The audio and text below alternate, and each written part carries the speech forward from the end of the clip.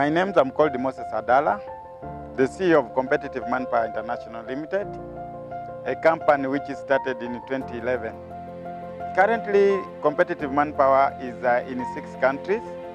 We are in Kenya, Uganda, Tanzania, UAE, Ghana, and Sierra Leone. Okay, then I'll have my slices of onions. You do it nicely. We realized that there was a gap between employment. Actually, we have a problem of employment in the country. So that's how we ended up coming up with the competitive. After we've also worked in Saudi Arabia, I worked with the Al Munajim Cold Store as an administrator in 2010. Then so there was something called the Saudiization, where administrators were supposed to be replaced by the Saudi nationals. So I had to take up the opportunity to come back home and create employment for the many youth whom I realized that they never had jobs. We realized also there was a lot of disconnect between the employers and job seekers. This is as a result of having different levels of technology. Here we would take girls who don't know how to use even toilets. We would get girls 3 days from the village. The 3rd day, we have done everything, all the paperwork is on the flight to Saudi. When he reaches Saudi, actually the employer feels that he has received a low deal because what he expected is not what he's having. And that's the challenge that we've been having between the employer and the girls, and this created a lot of runaways. It created a lot of mistrust among the employer and the girls. So when labor came in and they realized, okay, we need to do something, there is something which is not okay, they took an initiative to go to Philippines to learn why is it that the Philippine girls are okay. Philippines are not suffering the way Kenyans are suffering. So they went to Philippines and did the benchmarking. What they learned from there was in Philippines there were some kind of training that these girls were going through before they are deployed. So the Ministry of Labor created an opportunity that no, before a girl is deployed to Saudi Arabia, should do some kind of training. Alafu napiga pasi. Waona? A training which has to take 1 month. That's pre-departure, child care, home care. So the government came up with a program of training, and that's how we took up the opportunity, because we are part of the people who are getting a lot of challenges. So we formed the Competitive Training Institute with the help of National Employment Authority and the National Industrial Training Authority, NITA. The level at which the distress calls are coming in are less as compared to the time when there was no training.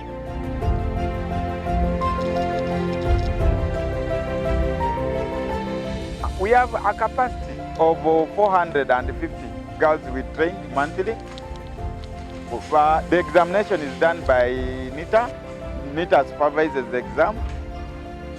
And after the exam, we hand over the girls to the agents, of which the agents now begin processing the paperwork for the girls to go to Saudi. But even when the girls are in Saudi, we have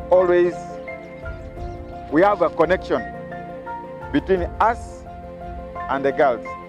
When we get a problem that we feel we cannot solve, there is an association that manages the recruitment industry. We have ASMAC, we have also CAPEA. So we forward these complaints to the relevant associations to help in mitigating the problems that might have risen. Jina naitwa Winifred Makandi Kubai.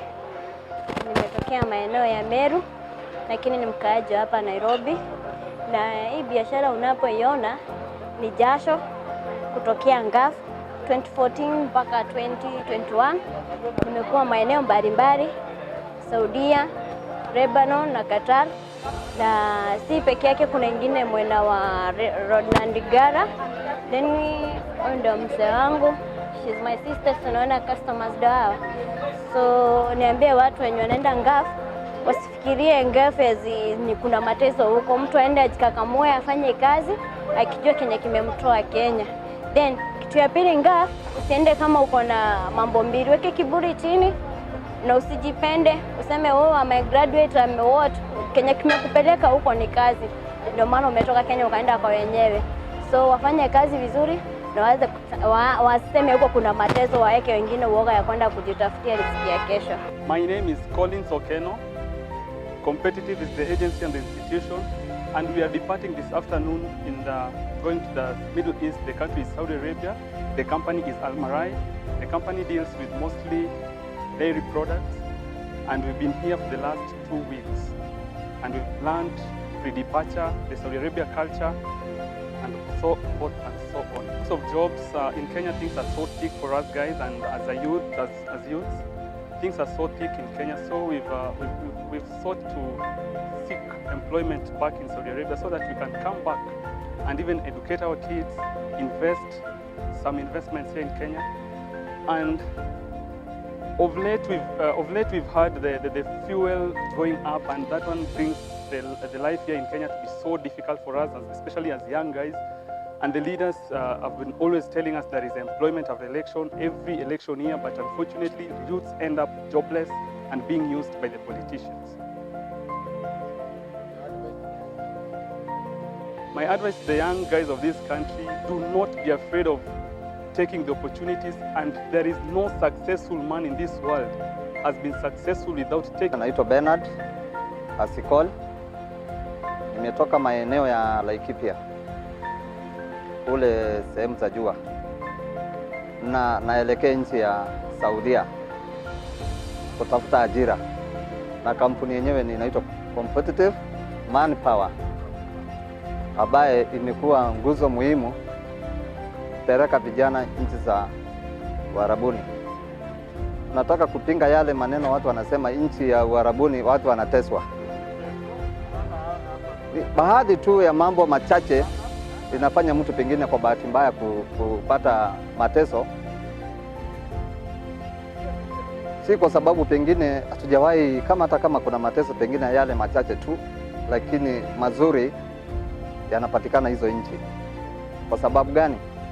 Nchi yetu ya Kenya, kama upande mwingine mimi nakuwa driver, nimetafuta kazi muda mrefu. Hata ile kampuni ambayo unaitwa kutafuta kazi, kuna masharti makubwa sana, ndio inafanya maisha, hata tunashindwa kusomesha watoto, tunashindwa hata kupeleka watoto shule kwa sababu ya kukosa kazi.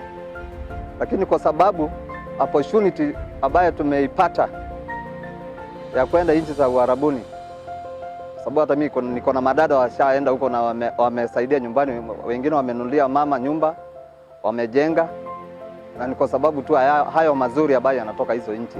Tunajaribu kupinga kwa sababu wanasema nchi za Uarabuni watu wanateswa. Kwangu ninaona madada yangu wameenda karibu zaidi ya miaka kama 7. Wameenda wametuletea, na wanazidi kutusaidia watoto pia kutusomeshea. Sijaona mabaya kwao. Pengine ile tu baadhi moja tu, najua iko sangi mmoja. Kwa majina anaitwa Christopher Ndua kutoka Machakos County, Muga Hills. Nimekuwa na watoto nyumbani siku nyingi. Walimaliza shule tangu 2002 na wamekaa nyumbani. Huko kwa kijiji yangu nimeona watoto wa majirani na watu wa ukoo yangu wameenda huko na wamefanya maendeleo. Wamelete pesa kutoka huko ile wamepokea kama mshahara, na wamefanya maendeleo kwa kijiji. Sasa wakati nilisikia ati huko iko nafasi, nilifurahi sana.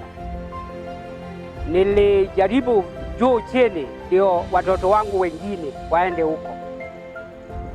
na wako hapa, na nimesema nitawashirikisha mpaka nijue wameingia kwa ndege waende.